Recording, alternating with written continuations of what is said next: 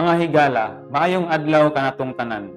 Ako si Guillermo Bargaminto, usa ka third year theology seminarian sa Archdiocese of Cebu ug nagtuon ania sa Seminaryo Mayor de San Carlos.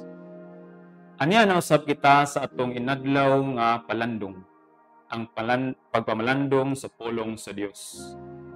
Bulahan kita kay karong adlaw atong kaisaulog ang kapistahan sa atong mahal nga patrona, ang Birhen sa Guadalupe sa Sugbo.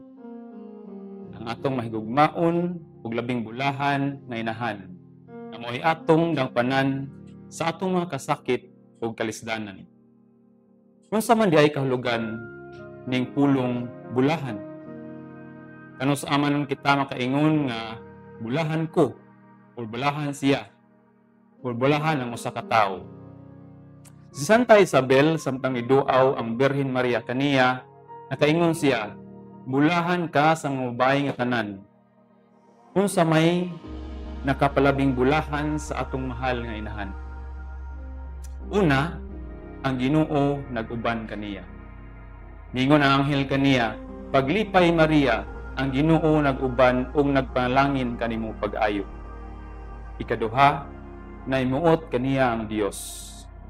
Sa dihang nabalaka si Maria sa mensahe sa anghel, kaniya, giingnan siya sa anghel, ayaw kahadlok Maria, kay gikahimutan ka sa Dios. Ikatulo, nituman siya sa kabubuton sa Dios. Sa pagpamati niya sa mensahe sa anghel, namalandong siya.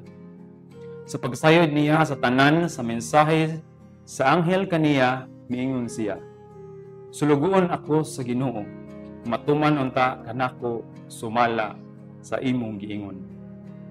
Kita usab magkaambit sa pagkabulahan sa atong mahal nga inahan. Kung ang Ginoo kanunay mag-uban kanato. Kung anaa siya sa atong kasing-kasing. Kung ang atong mga plano, mga pulong ug buhat makapahimuot sa Dios. Ug kung kita nahigugma o nagmatinumanon sa iyang mga pulong ug mga sugo, kay ang atong Ginoo mismo, ang atong Ginoong Hesukristo nagsulti kanato nga bulahan kadtong namati sa pulong sa Dios ug nagtuman niini.